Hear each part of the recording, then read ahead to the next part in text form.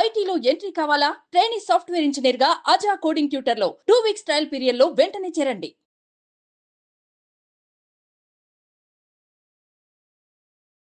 ఎంతమ్మా మీ వయసు ఎంత? మీరు ఎక్కడి నుంచి మాట్లాడుతున్నారు? మాది నెల్లూరు సార్. ఓకే, నా వయసు 26 సంవత్సరాలు. ఓకే. ఏంటమ్మా సమస్య నా ఏంటి? పేరు ప్రియాంక సార్. yes నేను డిగ్రీ వరకు నెల్లూరులో చేశాను సార్. Very good. పీజీ కోసం హైదరాబాద్ కు వచ్చాను. Very good. పీజీ చేయడానికి. ప్రొఫెసర్ కావాలని నా డ్రీమ్ సార్. ప్రొఫెసర్ క్యాంపస్ లో జాయిన్ అయ్యాను. ఆఫ్టర్నూన్ నాకు చిన్నప్పటి నుంచి డాన్స్ అంటే బాగా ఇష్టం సార్. ఇంకా కాలేజ్ అయిన తర్వాత డాన్స్ స్కూల్లో జాయిన్ అయ్యాను. చెప్పండి అమ్మా. నేను చేసింది ఇంకా తప్పు సార్. అసలు నా జీవితం అంతా నాశనం అయిపోయింది. అయ్యో చెప్పమ్మా, ఏమైందో చెప్పండి. ఏంటి అంత బాధ ఏంటో చెప్పండి ఒక్కసారి. ప్రియాంక కొంచెం ధైర్యం చేసుకొని చెప్పండి. మెయిల్ చేశారు చాలా ధైర్యంగా.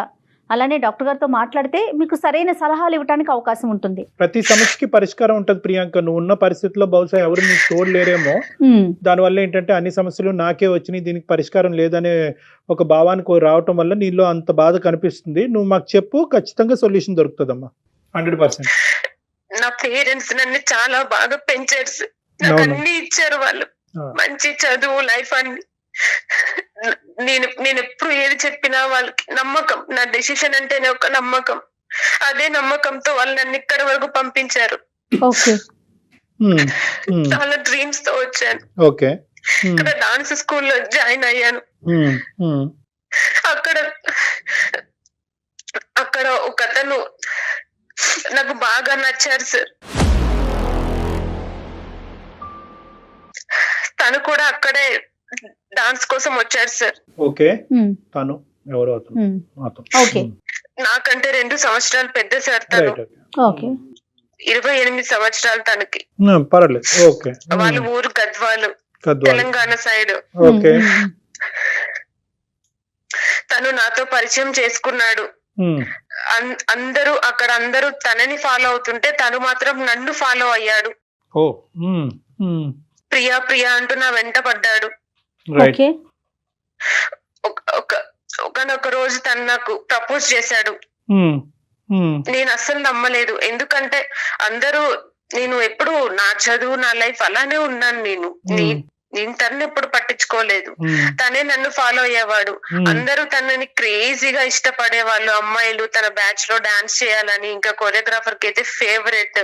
అసలు ఆ కాస్ట్యూమ్స్, ఆ మెయింటెనెన్స్ అవన్నీ ఎంత క్రేజీగా ఉన్నాయంటే. అయినా అందరూ తన వెంట పడ్డా నేను మాత్రం నా గోల్ తోనే ఉన్నాను. నేను ఎప్పుడు కూడా అసలు అటువైపు వెళ్ళాలనుకోలేదు. తనే ప్రియా ప్రియా అని నా వెంట పడ్డాడు. ఆ మాటలతోనే మాయ చేస్తాడు సార్ అసలు. అలా అందుకే నేను రోజు నీ ముందు ఉంటే నీకు అర్థం అవుతుంది నేనంటే ఏంటని అర్థం అవుతోంది. పరిచయం చేసుకోవడం కన్నా చూపించడం ఇంకా బాగుంటుంది అని చెప్పి నాకు అలా ప్రపోజ్ చేశారు సార్. నేను కొంచెం టైం తీసుకున్నాను. ఎంత టైం అమ్మా? కొంచెం ఎంత? కొంచెం 2 వీక్స్ అలా టైం తీసుకున్నాను సార్. చాలా ఎక్కువ తీసుకున్నావు. అంటే రోజు మేము అక్కడ మీట్ అవుతాం సార్. మాకు 3 to 6 వరకు క్లాస్ ఉంటది, డాన్స్ క్లాస్. 3 hours మేము స్పెండ్ చేస్తాము. అది ఓకేనమ్మా, కానీ డాన్స్ చేయడానికి వచ్చేటటువంటి వాడు జీవితంలో ఒక భాగస్వామి అవుతాడు అంటే కనుక దానికి 2 వారాలేనమ్మా వ్యవధి పట్టేది మనకి. సరే చెప్పమ్మా, నువ్వు చెప్పు. నేను సపరేట్ గా ఎంక్వైరీ చేయాల్సిన అవసరం లేదు సార్. ఇంకా తన గురించే ఉంటది. అందరూ తన గురించే మాట్లాడు వాళ్ళు. అందరూ తననే ఇష్టపడే వాళ్ళు. నేను ఇష్టపడకుంటే అది నా ఫాల్ట్ ఏమో అన్నంత ఇష్టం, అంత ఫాలోవర్స్ ఉన్నారు ఆయన. చాలా మంచి పాయింట్. ఓకే ఓకే ఓకే చెప్పమ్మా. అలా నేను ఇంకా ఒప్పుకున్నాను సార్ ఫైనల్ గా. మేము చాలా హ్యాపీగా ఉన్నాం 1 year. నాకు ఇష్టమైనవన్నీ నేను అడక్క ముందే తను తెలుసుకొని తెచ్చేవాడు. నా ఫేవరెట్ ప్లేసెస్ కి తను తీసుకెళ్లేవాడు. పెళ్లి చేసుకుని హ్యాపీగా ఉన్నారా? ఇంకా 1 year నేను అప్పుడే నేను అంత డెసిషన్ తీసుకోలేదు. ఒక 1 year తనతో నేను ఉన్నాను. అంటే ప్రేమలో ఉన్నారా? ఒకే ఇంట్లో ఉన్నారా? అలా కాదు సార్, లవ్ చేసాం సార్. జస్ట్ డైలీ కలవడం, వీకెండ్స్ బయటికి వెళ్ళడం అలాగా. సరే ఓకే ఓకే ఒక ఒక ఒక ఎథికల్ డిఫరెన్స్ అయితే ఒక ఇదైతే మెయింటైన్ Maintain చేశారు. చేశారు. ఓకే 1 ఇయర్ అవును సార్. తర్వాత ఏమైందమ్మా? ఇంకా 1 ఇయర్ తర్వాత తను మ్యారేజ్ చేసుకుందామని మళ్ళీ తనే ప్రపోజ్ చేశాడు. Marriage Oh. ప్రపోజ్ కూడా తనే చేశాడు సార్. నేను కాదు.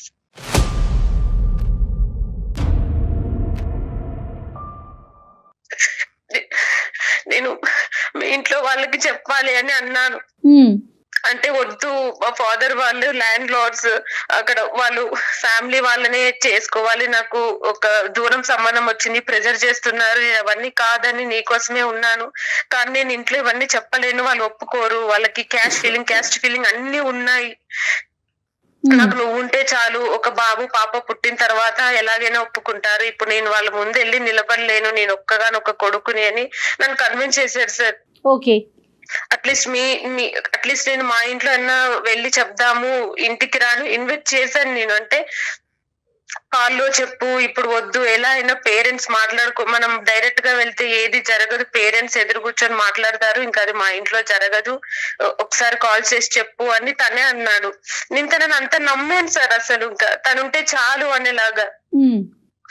డాడీ కాల్ చేశాను నేను, మరి నేను ఇలా అనుకుంటున్నాను అంటే ఇంకా డాడీ చాలా సీరియస్ అయ్యాడు. మేము ఆల్రెడీ నీ కోసం మంచి చూస్తున్నాము, అన్ని సిద్ధం చేసుకుంటున్నాము, నువ్వు పీజీ చేసి సెటిల్ అయ్యి ఆ చాయిస్ మేము తీసుకోవాలనుకున్నాము, కానీ నువ్వే తీసుకున్నావు ఇది కూడా అని చెప్పి డాడీ చాలా సీరియస్ అయ్యాడు. ఓకే. నీ డెసిషన్ ని నేను ఎప్పుడు కాదని లేదు, రెస్పెక్ట్ ఇచ్చాను, ఇప్పుడు కూడా నేను రెస్పెక్ట్ ఇస్తున్నాను, కానీ ఈ లైఫ్ లో ఏది జరిగినా నువ్వే హ్యాండిల్ చేసుకోవాలి, ఇది ఎంత పెద్ద డెసిషన్ తీసుకున్నావంటే నువ్వు ఈ రోజు నాకు అది నువ్వే సాల్వ్ చేసుకోవాలి ఇంకా అని చెప్పి డాడీ సీరియస్ అయ్యాడు. ఓకే. అంటే ఎంత సీరియస్ అయినా కూడా ఇటువంటి విషయాల్లో తక్కువే. నేను తనకి చెప్పాను, డాడీ వాళ్ళు ఇలా అంటున్నారు, నా వల్ల కాదు నాకు అంటే కూడా తను లేదు, ఒక బాబు పుట్టిన తర్వాత కన్విన్స్ అవుతుంది, నువ్వు ప్రాబ్లం అని చెప్పాడు. ఏం చేస్తూ ఉంటాడమ్మా అతను? జాబ్ ఏంటమ్మా అతనిది? ఓన్లీ డాన్స్ క్లాసే వచ్చేవాడు. ఇంకా జాబ్ వెతుకులాట్లో ఉన్నాడు, జాబ్ సర్చ్ లో ఉన్నాడు. తను నాతో చెప్పారు సార్, జాబ్ చేస్తూ సెటిల్ అవ్వచ్చు కదా అంటే, నేను జాబ్ చేస్తూ సెటిల్ అవుతే నిన్ను మిస్ అవుతాను, నేను డాన్స్ స్కూల్ కి వచ్చిందే నీ కోసం, అసలు ఫస్ట్ టైం నేను చూసినప్పటి నుంచి ప్రతి రోజు నేను నిన్ను ఫాలో చేసి ఇక్కడ వరకు వచ్చాను, నీ కోసమే, నేను మిస్ అవ్వకూడదనే వచ్చాను. ఏంటి నాలో కనిపించినటువంటి అద్భుతం ఏంటి? మరి నీ వెనకాతలు ఇంతమంది అమ్మాయిలు పడుతున్నారు కదా, నాలో కనిపించిన అద్భుతం ఏంటని ఒక్కసారన్నా అడిగావమ్మా? అడిగాను సార్. ఏంటంట? నువ్వు చాలా పద్ధతిగా ఉంటావు, నీ వర్క్ నువ్వు చూసుకుంటావు, నీ గురించి చాలా ఎంక్వైరీ చేశాను, నీ పేరెంట్స్ నీకు చాలా రెస్పెక్ట్ ఇస్తారని, నీ డెసిషన్ ని వాళ్ళు కన్సిడర్ చేస్తారు, నువ్వు అలా ఇక్కడికి ఒప్పించి ఇలా పీజీ చేస్తూ మళ్ళీ నీకు ఇష్టమైన నీ గోల్ ఉంది, నీ ఇష్టమైన డాన్స్ కూడా నువ్వు హ్యాండిల్ చేసుకుంటున్నావు. ఈ అమ్మాయి గురించి అన్ని ఎంక్వైరీస్ చేసుకున్నాడు. ప్రతి రోజు నన్నే ఫాలో చేస్తున్నాను, నీకు తప్ప వేరే ధ్యాస లేదు నాకు అని చెప్పారు సార్. పోనీలేమ్మా. నేను తన ఫ్యామిలీని చూడాలన్నాను సార్, చూడాలి అన్నప్పుడంతా నాకు తను అప్పుడప్పుడు ఇంటికి వెళ్ళేవాడు, ఫంక్షన్స్ అని ఫెస్టివల్స్ అని, అవన్నీ నాకు మొబైల్లో వీడియోస్ వాళ్ళ ఫొటోస్ అవన్నీ చూపించేవాడు, ఆల్బమ్ అన్ని నాకు. అంటే తను 3 days ఉంటే ఆ 3 days నాకు వీడియో కాల్ చేసి తన రూమ్ చూయించడం, వాళ్ళ ఇల్లు చూయించడము, తను అక్కడ 3 days ఉన్నా 4 days ఉన్నా ఆ డేస్ కూడా నాతోనే ఉన్నట్టు ఉంటది సార్.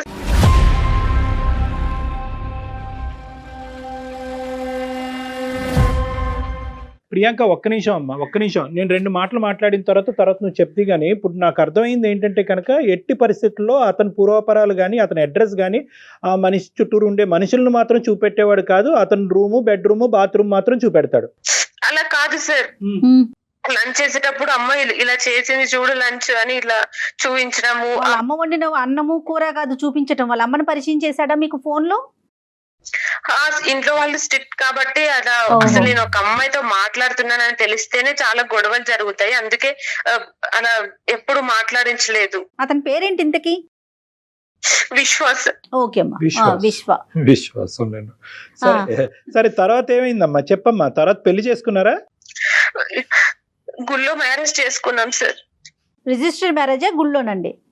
రిజిస్టర్ మ్యారేజ్ అడిగాను నేను, రిజిస్టర్ మ్యారేజ్ చేసుకుందాం అంటే అలా వద్దు, ఎందుకంటే సాక్షి సంతకాలకి ఎవరు రారు, మీ వాళ్ళైనా మా వాళ్ళైనా రారు, ఇంకా మనము డాన్స్ స్కూల్లో చెప్తే అది బాగోదు, ఇప్పటికే అందరూ నా వెంట పడుతున్నారు, నేనేమో నీ వెంట పడుతున్నా అని చెప్పి అమ్మాయిలందరు నన్ను కుళ్ళుకోవడం, అబ్బాయిలందరు నిన్ను కుళ్ళుకోవడం, ఇలా ఇక్కడ మనం మంచి కోరే వాళ్ళు ఎవరున్నారు, జలస్ ఫీల్ అయ్యే వాళ్ళే ఉన్నారు, వీళ్ళెందుకు మనకి. ప్రతి దానికి ఒక ట్యాగ్ లైన్ ఉంటది కదా, ప్రతి దానికి నువ్వు అడిగేటటువంటి ఉంటది, కానీ మనం ప్రశ్నించాం కదా. ఇక్కడ వచ్చేటటువంటి ప్రాబ్లం ఏంటంటే ప్రతిదానికి ఏదో వంక చూపెడుతున్నాడు, తల్లిదండ్రులు చూపెట్టమంటే వంక చూపెడుతున్నాడు, మాట్లాడించమంటే వంక చూపెడుతున్నాడు, అక్కడ ఏదో పెద్ద కుటుంబం వాళ్ళు తీస్తే పరుగు పోద్దని అంటాడు. పోనీ అట్లీస్ట్ ఒక రిజిస్టర్ మ్యారేజ్ చేసుకుందాం అంటే కనుక వాళ్ళకి వీళ్ళకి తెలియటం ఎందుకు, గుట్టు చప్పుడు కాకుండా చేసుకుందాం అంటాడు. ఇన్ని కామాలు ఫుల్స్టాపులు పెట్టినోడిని ఒక్కటి స్ట్రైట్ ఫార్వర్డ్గా నేను అడిగింది నేను కోరుకునేది ఒక్కటన్నా చెయ్యొద్దా ఈ పెళ్లి విషయంలో అని అడిగే దమ్ము ధైర్యం నీకు లేదమ్మా? నువ్వంటే ప్రాణం, నువ్వు నా బంగారం, నువ్వు లాంటి అమ్మాయి లేవు, 100 మంది నీ వెనకట్లు పడుతున్నారు, నువ్వు నా వెనకట్లు పడుతున్నావు కాబట్టి నేను పెళ్లి చేసుకుంటాననేటటువంటి ఒక్క కంక్లూజన్కి వచ్చి చేసేసుకున్నావు, అంతే కదా సార్? ఒక అమ్మాయికి ప్రేమ చూపించే భర్త కంటే ఇంకా ఏది ఎక్కువ ఉంటుంది సార్? ఇంకెవరు చూపెట్రా? అన్ని ఓపెన్ గా ఉండి అందరినీ పరిచయం చేసుకుంటూ అందరితో నార్మల్ గా ఉండేటటువంటి ప్రేమ చూపెట్టేటటువంటి వ్యక్తులు మనకు వద్దా? అంతా ఈ కపటి ప్రేమ, సీక్రెట్ ప్రేమే కావాలా మనకి? మీ నాన్నగారు ఒక కూతురుగా నీకు చూపెట్టేటటువంటి ప్రేమని బహిరంగంగా అందరికీ చూపెట్టే ఒక తండ్రి ప్రేమని వేరే మగాడు ఎందుకు చూపెట్టలేడు? ఎందుకు ఈ ప్రేమలో ఎందుకు అంత సీక్రెసీ? అది నా ప్రశ్న. ప్రేమ తప్ప నన్ను అనట్లే, ఎందుకు ఈ సీక్రెసీ ఎందుకు? వాళ్ళు చెప్తే ఫీల్ అవుతారు, వీళ్ళు చెప్తే సరే పెళ్లి చేసుకున్నారు, ఒక ఫోటో తీసుకున్నారమ్మా, ఫోటో తీసుకున్నారు, ఒక 2-3 ఫోటోలు ఏమైనా తీయించుకున్నారా? అవి కూడా లేవా? మొబైల్ మేమే తీసుకున్నాం సార్, తన మొబైల్లో ఉన్నాయి. సరే ఓకే, ఏమైందమ్మా తర్వాత? ఏమైంది? పెళ్లి చేసుకున్నారు, ఎక్కడ కాపురం పెట్టారు?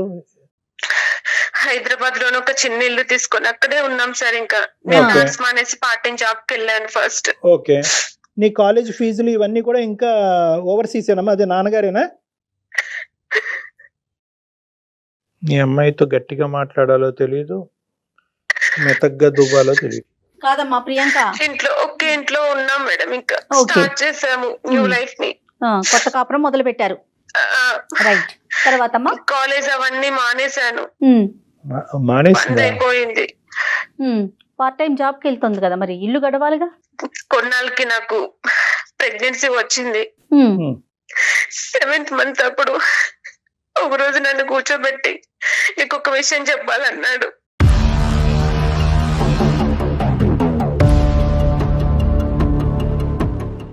నాకు ఇది వరకే పెళ్ళయింది, ఒక పాప ఉంది అని చెప్పాడు సార్. అసలు నాకు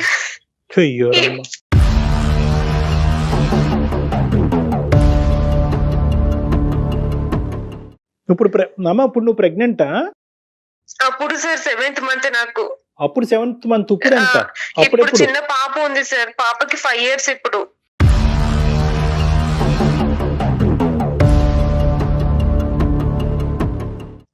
ఏం చెప్పాలా అసలు, నాకు ఎందుకు జోక్ చేస్తున్నా, నువ్వేమన్నా ఏం మాట్లాడుతున్నావు అసలు అన్నాను నేను. లేదు బంగారం, లేదు బుజ్జి అని అప్పుడు కూడా నాతో ప్రేమగానే మాట్లాడుతున్నాడు. నాకు మళ్ళీ అప్పుడు ఫొటోస్ చూపించాడు, వాళ్ళ మ్యారేజ్ ఫొటోస్, అది వాళ్ళ పాపకి పేరు పెట్టడం అవన్నీ ఫ్యామిలీ. అసలు నాకు ఎట్లా రియాక్ట్ కావాలో కూడా అర్థం కాలేదు సార్. అసలు నేను ఏం చేయాలి ఇప్పుడు?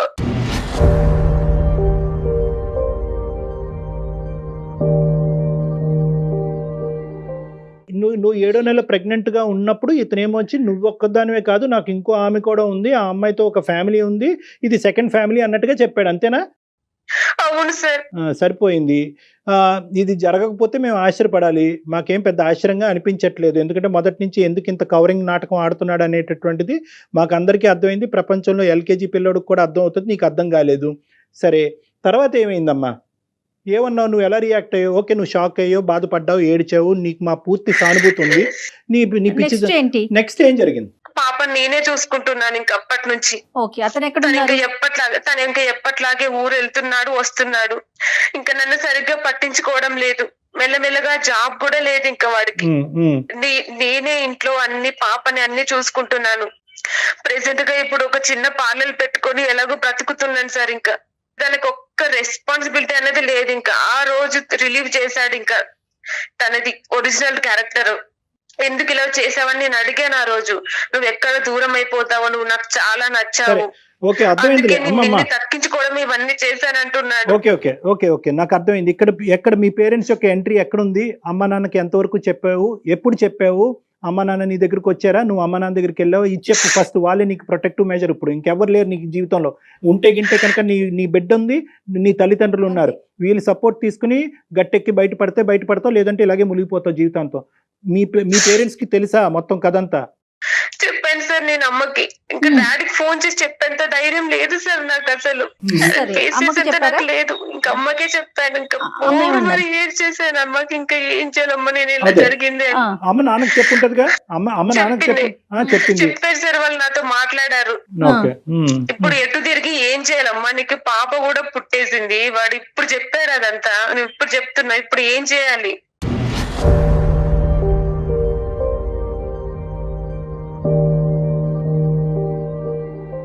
ఇది పెళ్లి కాదు. నెంబర్ 1 నువ్వు గుర్తుపెట్టుకోవాల్సింది ఏంటంటే, గుడిలో పెళ్లి చేసుకున్నా, ఫోటోలు తీసుకున్నా, ఏం చేసుకున్నా కూడా ఫస్ట్ ఆఫ్ ఆల్ ఇది పెళ్లి కింద పరిగణలోకి రాదు. ఎందుకంటే legally this is not correct marriage. So ఇది పెళ్లి కాదు.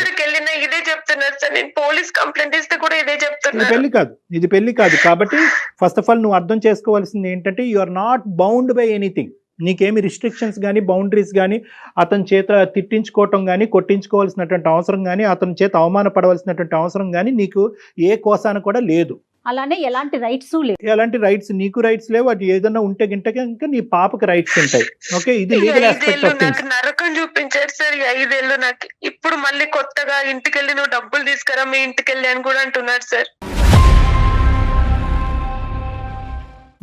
నాకు నరకం సార్. రోజు తాగి మిడ్ నైట్ ఎప్పుడో వస్తారు అసలు. ఇల్లంతా వామిటింగ్ చేసుకుంటారు అసలు.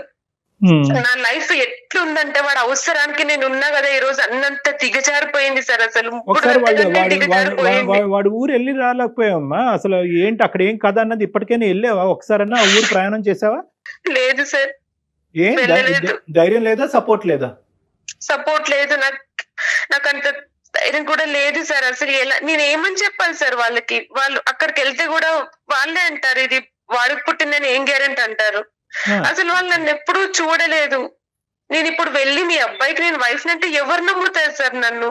అలా కదమ్మా. ఇప్పుడు అవన్నీ నువ్వు ఇక్కడ కూర్చుని ఊహించుకోవటం కాదు కదా. వాళ్ళు నీ బిడ్డే అంటారా, లేదంటే నన్ను నమ్ముతారా, నువ్వే పిచ్చిదానిలాగా ఈ గొంతలోకి దిగావని అంటారా? ఇవన్నీ తర్వాత అంశాలు. అసలు ఈ వ్యక్తి యొక్క క్యారెక్టర్ అనేటటువంటిది పెళ్లికి ముందు తెలుసుకోలేదు, పెళ్లి తర్వాత తెలుసుకోలేదు, బిడ్డ పుట్టిన తర్వాత తెలుసుకోలేదు, మోసపోయిన తర్వాత కూడా తెలుసుకోలేదు. అసలు ఎవడి వీడు, ఎక్కడి నుంచి వచ్చాడు, నిన్నే ఎందుకు పట్టుకున్నాడు? ఆ డాన్స్ క్లాస్లో 100 మంది అమ్మాయిలు ఎంట పడుతుంటే కనుక వాళ్ళందరినీ వదిలేసి నిన్నే ఎందుకు పట్టుకున్నాడు? అటువైపు ఆ భార్య యొక్క పరిస్థితి ఏంటి? యూ హ్యావ్ బీన్ చీటెడ్, నేను చీట్ చేయబడ్డాను అనేటటువంటి అంశం నువ్వు గట్టిగా మాట్లాడి ఆ ఊర్లోకి వెళ్ళి పంచాయతీ పెట్టకపోతే ఎలా? ఎన్ని పంచాయతీలు చేసినా వాళ్ళ ముందు అన్ని చెప్తారు సార్. లేదు నేను ప్రేమగానే చూసుకుంటున్నా నా భార్యని, నా బుజ్జి, నా బంగారం అంటారు సార్. ఎవరికైనా సపోర్ట్ తీసుకొని వెళ్ళాలంటే కూడా అసలు నువ్వే వైఫ్ కాదు, ఇది ఇల్లీగల్. అసలు ఎలా వెళ్ళాలి అక్కడికి? నాకు ఇప్పుడు సపోర్ట్ లేదు. పోలీస్ కంప్లైంట్ ఇచ్చిన వాళ్ళు నాకే కౌన్సిలింగ్ ఇచ్చి నన్ను తిరిగి వెళ్ళమంటారు. అవును కరెక్ట్. అక్కడ వీడు బుద్ధిమంతుల్లాగా మాట్లాడతారు సార్. అలా ఏం లేదు, ఏదో చిన్న చిన్న గొడవలు అంతే అంటాడు వాళ్ళ ముందు. సో అక్కడికి వెళ్ళైతే నువ్వు మాట్లాడదలుచుకోలేదు, అతను పరువు తలుచుకోలేదు, ఎందుకు ఇలా మోసం చేశాడు అనేటటువంటి అంశం గురించి పూర్వపరాలు తెలుసుకునేటటువంటి ఆలోచన కూడా నీకు లేదు. The only question in front of అందమైన జీవితం ఈస్, నువ్వు మమ్మల్ని అడిగేది ఏంటంటే ఇందులో ఉండాలా, దులుపుకోవాలా, అంతేనా? నేను చాలా ఆలోచించాను ఫ్యామిలీ గురించి అన్ని. ఒకవేళ నేను అలా వెళ్తే నా ఫ్యామిలీ బయటకు వస్తుంది. ఇప్పుడు ఏదో గుట్టు చప్పుడు కాకుండా ఉన్నాను. నాకు మ్యారేజ్ అయిందని కూడా నా రిలేటివ్స్ కూడా తెలియదు ఇప్పుడు అసలు. ఏదో అమ్మాయి చదువుకుంటుంది, సెటిల్ అయింది అనేలాగే మా పేరెంట్స్ కవర్ చేశారు. ఇంత జరుగుతుంది నా లైఫ్ లో అని చెప్పి వాళ్ళు ఎవరికి చెప్పలేదు. నో అమ్మ, ఇప్పుడు ఇక్కడ 2 అంశాలు జాగ్రత్తగా గుర్తుపెట్టుకో ప్రియాంక. గొడవలు చేస్తే నా ఫ్యామిలీ రోడ్డున పడుతుంది. ఓకే, నువ్వు అక్కడికి వెళ్ళి పరువు తీసేటటువంటి ప్రయత్నం చేయవు కాబట్టి ఆ సబ్జెక్ట్ వదిలేసే, దాని గురించి మాట్లాడద్దు. ఇంకా ఇక్కడ మీ కుటుంబ సభ్యులకి ఎవరికి తెలియదు ఈ పరువుని కాపాడుకోవాలి, అట్ ద సేమ్ టైం నా జీవితాన్ని కాపాడుకోవాలి అనేటటువంటిది చాలా కష్టం అమ్మా. నువ్వు ఎక్కడో చోట నుంచి ఏదో ఒక ధైర్యం తెచ్చుకోవాలి, ఒక సపోర్ట్ అయితే ఖచ్చితంగా తీసుకోవాలి. ఇప్పుడు నాకు ఒక పాప ఉంది సార్, దానికి 5 ఏళ్ళు. ఇప్పుడు పాపను బాగా చూసుకుంటాడా? పాపకు కావాల్సినవన్నీ చూస్తుందా? పాప అతనికి బాండ్ అయిందా? అన్ని సిగ్గు వదిలి చెప్తున్నా కదా, ఇప్పటికీ ఆ పాపకు ఒక్క డైపర్ కూడా వేయలేదు వాడు. ఏమీ లేదు. అంతే. ఇంట్లో ఏ వస్తువు కొనలేదు, ప్రతిదీ నేనే చూసుకున్నాను ఇంట్లో. ఆ రోజు ఎప్పుడైతే తన ఒరిజినల్ బయటపడింది అప్పటి నుంచి నాకు టార్చర్ చేశారు. ఇంకా నేను ఏం చేయలేని సో పరిస్థితుల్లో. ఏది ఇప్పుడు ఈ మనిషితో పాటు ఒకటమ్మా, మనం ఇప్పుడు ప్రాక్టికల్ గా మాట్లాడుకుందాం. చెప్పవలసినవన్నీ చెప్పావు, ఒక భయంకరమైనటువంటి వ్యక్తి గురించి చెప్పావు, ఎంత భయంకరంగా అమాయకత్వంతో పిచ్చితనంతో నువ్వు మోసపోయావు అనే 2 సబ్జెక్టులు చెప్పావు. దయచేసి ఇక్కడ ఏంటంటే నీకు అర్థం అవ్వాల్సింది ఏంటంటే నీ జీవితం అనేటటువంటిది ఒక ఎత్తు అయితే కనుక నీ బిడ్డ యొక్క జీవితం కూడా నీ జీవితంతో పాటు ముడిపడి ఉంది. కాబట్టి ఏ నిర్ణయం తీసుకున్నా కూడా ఇద్దరికి ఇది అవుతుంది. కాబట్టి నువ్వు చాలా బ్యాలెన్స్డ్గా తీసుకోవాలి. ఆ నిర్ణయానికి మేము సపోర్ట్ చేయడానికి రెడీగానే ఉన్నాం. వాడిని పనిష్ చేయాలా, లేదు వాడి గినిష్మెంట్ పరువు ఇవన్నీ పక్కన పెట్టాలి అంటే కనుక నువ్వు ఇందులో ఉంటావా? అతను ఒక తండ్రిలాగా అతను చూసుకుంటూ అతను ఎప్పుడు వస్తే అప్పుడు వెయిట్ చేస్తూ ఎప్పుడు పోతే అప్పుడు పోయేటటువంటి విధంగా ఉండాలి అనుకుంటున్నావా? లేదు ఇటువంటి పరువు తక్కువైనటువంటి జీవితం రేపొద్దు నువ్వెవరు అమ్మా అతనికి అనే ప్రశ్న నా బిడ్డ దగ్గర నుంచి వచ్చేంత వరకు నేను వెయిట్ చేయకూడదు, ఈ లోపలే నేను బయటపడాలి అనేటటువంటి ఆలోచనలో ఉన్నా. ఈ 3 ఆప్షన్స్ నీ ఎదురుగుంటా ఉన్నాయి. ఈ నరకం భరించి నేను అసలు నాకు భరించే ఓపిక కూడా లేదు సార్. ఈ బురదలోంచి నన్ను బయటికి తీసుకొచ్చి నన్ను సేవ్ చేయండి సార్. నిర్ణయం తీసుకునేటటువంటి సర్వ హక్కులు నీకున్నాయి, నిన్నెవ్వరు లిమిట్ చేయట్లేదు. ఇక్కడ డైవర్స్ అనేటటువంటి ఆస్పెక్ట్ రాదు. అతను వచ్చి సంతకం పెట్టి నువ్వు సంతకం పెడితేనే కనుక ఆ తర్వాత నువ్వు ఫ్రీ బర్డ్ అవుతావు అనేటటువంటి బాండింగ్ అనే రిస్ట్రిక్షన్ నీ జీవితంలో లేకపోవటం అనేది ఇప్పటికీ నీ అదృష్టం. అది గుర్తుపెట్టుకో. వెళ్ళు మీ అమ్మ నాన్న దగ్గరికి వెళ్ళు, జరిగిన తప్పే వాళ్ళ కాళ్ళ మీద పడు, వాళ్ళ తప్పేం జరిగిందో అన్నది చెప్పు. నీ బిడ్డను అక్కడ చూపెట్టు, ఆ బిడ్డను ఒక మంచి స్కూల్లో జాయిన్ చేయి, నీ జీవితాన్ని ప్రారంభించు. పరువు ప్రతిష్ట, ఊర్లో పరువు పోతుంది, తల్లిదండ్రులు పరువు పోతుంది, ఇవన్నీ తర్వాత మాట్లాడుకుందాం. ప్రధానంగా ఇక్కడ కావాల్సింది ఏంటంటే నీ జీవితం, ఆ బిడ్డ యొక్క భవిష్యత్తు. దీనికి మించినటువంటిది ఏది లేదు నేను అనుకోవటం. ఈరోజు వాళ్ళు ఇక్కడికి వచ్చినా నువ్వు అక్కడికి వెళ్ళినా ఏ ఆప్షన్ అయినా at the end of the day నీకంటూ ఏదైనా ఒక ఆస్కారం ఉంది అంటే కనుక నిన్ను కని పెంచి అల్లారు ముద్దుగా చూసుకున్నటువంటి నీ తల్లిదండ్రులు ఇప్పటికీ నీకు ఉన్నారు అనేది నీకు ప్రధానమైనటువంటి అదృష్టం. ఇది మర్చిపోవద్దు. వాళ్ళు ఇప్పటికీ వాళ్ళ డోర్స్ ఓపెన్ చేశారు, ఇప్పటికీ నువ్వు వెళ్ళొచ్చు. కానీ నువ్వు ఇంకా ఈ బంగారం బుజ్జి ఈ మత్తులోనే ఉన్నావని నాకు అనిపిస్తుంది. వాడు ఇంకా డబుల్ గేమ్ ఆడుతున్నాడు. జీవితాంతం నీ జీవితం నీ చేతి చదువు మానిపించాడు, నీకు ఒక భవిష్యత్తు లేకుండా చేశాడు, నీ కూతురికి ఒక భవిష్యత్తు లేకుండా చేశాడు. అన్ని విధాలుగా నిన్ను ఒక శాపగ్రస్తుల్లాగా చేసినటువంటి వ్యక్తి కేవలం బంగారం బుజ్జి నిన్ను బాగా చూసుకుంటాను, నువ్వు ఇక్కడే ఉండు, నీకేం కావాలంటే అది ఇస్తానని చెప్పి ఇటు దేవులాడేటటువంటి వాడితో ఒక డాష్గా ఉండాలి అనేటటువంటి నిర్ణయం దయచేసి ఇప్పటికైనా విరమించుకోమ్మా. ఇది నా తరపున ఉండేటటువంటి బలమైనటువంటి సలహా. నీకు చదువు ఉంది, ఉద్యోగం వచ్చేటటువంటి అవకాశం ఉంది, తల్లిదండ్రుల యొక్క సపోర్ట్ ఉంది, ఈ వాతావరణం కాకపోతే వేరే వాతావరణంలో ఉండేటటువంటి దానికి అవకాశం ఉంది. ఇన్ని ఉన్నా కూడా ఇప్పటికి కూడా ఇవి కాలదనుకుంటే కనుక నీ కర్మకి మేము ఎవరు బాధ్యులం కాదు. అర్థమవుతుందమ్మా? ప్రాక్టికల్ గా ఆలోచించండి ప్రియాంక. డాక్టర్ గారు చాలా క్లియర్ గా చెప్పారు. మీ అదృష్టం మీకంటూ ఒక సర్కిల్లో లేరు. అతని విషయంలో మీ ఎప్పుడు కావాలంటే అప్పుడు బయటకు వచ్చేయచ్చు. తల్లిదండ్రుల దగ్గరికి వెళ్ళండి, వాళ్ళ కాళ్ళ మీద పడండి, ఖచ్చితంగా క్షమిస్తారు. మీరు చెప్పినట్టు చేస్తాను నీకు ఇంకా ఏమైనా డౌట్ ఉంటే కనుక మాకు కాల్ చేయి, మేము మాట్లాడతాము, మేము సపోర్ట్ ఇస్తాం, నీకు కావాల్సినటువంటి సపోర్ట్ ఇస్తాం. నువ్వు ధైర్యంగా వెళ్ళి మీ తల్లిదండ్రులకి ఇది విడమర్చి చెప్పలేనటువంటి పరిస్థితి ఉంటే కనుక ఆ ఇమోషనల్గా వాళ్ళకి కన్వే చేసేటటువంటి ప్రయత్నం నన్ను చేయమన్నా నేను చేస్తా. ఇక్కడ ఉండి ఏదో ఒక బ్యూటీ పార్లర్ నడిపిస్తున్నావే కానీ బహుశా నీకు కావాల్సింది ఏంటంటే ఒక ఇమోషనల్ అండ్ మోరల్ సపోర్ట్ కావాలి. ఇప్పుడు అర్జెంట్గా నీకు అది కావాలి. డైలమాలో ఉంది తను. లేదంటే ఇదే తప్పులు ఇలా కంటిన్యూ అవుతూనే ఉంటాయి, ఇంకా రోజులు వెళ్ళిపోతూనే ఉంటాయి కదా, పాప పెరిగిపోతుంది కదా. ఏమీ లేదు, ఒకే కాంప్రమైజ్. వాడు బాగానే చూసుకుంటున్నాడు కదండి, నాకు కావాల్సింది ఇస్తున్నాడు కదండి, తిడితే ఏంటి, తాగితే ఏంటి, కొడితే ఏంటి, బిడ్డకి తండ్రి అయితే కావాలి కదండి. ఇటువంటి యాంగిల్స్లో మాట్లాడుతూ ఏమవుతుందంటే కాలయాపన చేస్తూ ఇంకా అది ఆ ఊబిలో అలా కూరుకుపోతూ ఒక జీవోత్సవంలాగా బతుకుతూ ఉంటుంది. ఇందులోనే ఒక మంచి రోజు ఎత్తుక్కుంటాను, రేపు తాకుండా వస్తాడేమో, ఎల్లుండి తాకుండా వస్తాడు, ఈ రోజు కొట్టిన మగాడు రేపు కొట్టడేమో, నా బిడ్డను అయితే బాగానే చూసుకుంటాడేమో, రేపొద్దున వాడు ఆస్తులు ఎంతో కొంత పైసా ఇస్తాడని చెప్పి అక్కడ అడుక్కు తినేటటువంటి బ్రతుకులా బతుకుతూ ఉంటాడు. నేను ఒకటే చెప్తా ఉంటాను, 7 సంవత్సరాల పాటు లేదంటే ప్రేమించుకున్నప్పుడు 1 సంవత్సరం అవనియండి, లేదంటే 5 సంవత్సరాల ప్రయాణం అప్పుడు మారినటువంటి వ్యక్తి రేపొద్దున మారుతాడా? మారలేడు. అతను సుఖాన్ని మరిగినటువంటి వాడు, జలసాలకు మరిగినటువంటి వాడు, కాంబినేషన్ ఆఫ్ హైదరాబాద్ వర్సెస్ గజ్వేలో ఈ 2 కాంబినేషన్ ఆనందంగా ఎంజాయ్ చేస్తున్నటువంటి ఒక జల్సా పురుషుడు. వాడికి నీ జీవితం అక్కర్లేదు, నీ భవిష్యత్తు అక్కర్లేదు, నీ కూతురి యొక్క భవిష్యత్తు అసలే అక్కర్లేదు, నీ పరువు ప్రతిష్టల గురించి వాడు ఆలోచించట్లేదు. ఎవడు ఆలోచించినప్పుడు నీ కూతురి యొక్క భవిష్యత్తు, పరువు ప్రతిష్ట గురించి నువ్వు ఆలోచించకపోతే ఎవరు ఆలోచిస్తారు? So my equation is very straight forward. Go back to face 1. ఏదైతే మీ తల్లిదండ్రులు కర్మ కొద్ది ఇక్కడికి వచ్చి ఇక్కడ ఇరుక్కున్నామేమో నాకు తెలియదు, కానీ go back to the face 1. నీ తల్లిదండ్రులు ఉన్నారు, వాళ్ళని కాపాడుకో, వాళ్ళని చూసుకో, వాళ్ళ ప్రేమను పొందు, వాళ్ళ సపోర్ట్ తీసుకో, ఈ దరిద్రం నుంచి బయటపడి. ఇంతకంటే సింపుల్ సొల్యూషన్ నేనేమి చెప్పలేను. Okay Priyanka, okay sir. ఇంకా ఫర్దర్ గా మీకు ఎలాంటి హెల్ప్ కావాలన్నా కూడా, డాక్టర్ గారితో పర్సనల్ గా మాట్లాడాలనుకున్నా కూడా చెప్పండి, డాక్టర్ గారి నెంబర్ ఫార్వర్డ్ చేస్తాను. రైట్? Okay madam. ఓకే, ధైర్యంగా ఉండండి. ఆల్ ద బెస్ట్ నాన్న. మంచి నిర్ణయం తీసుకో, సపోర్ట్ తీసుకో, ఫ్యామిలీ సపోర్ట్ తీసుకో. మాకంటే పెద్ద కౌన్సిలర్స్ ఎవరైనా ఉన్నారంటే అది మీ ఫ్యామిలీ తల్లిదండ్రులు, మెంబర్స్. అది మర్చిపోద్దు. ఓకేనా? Bye, all the best. God bless.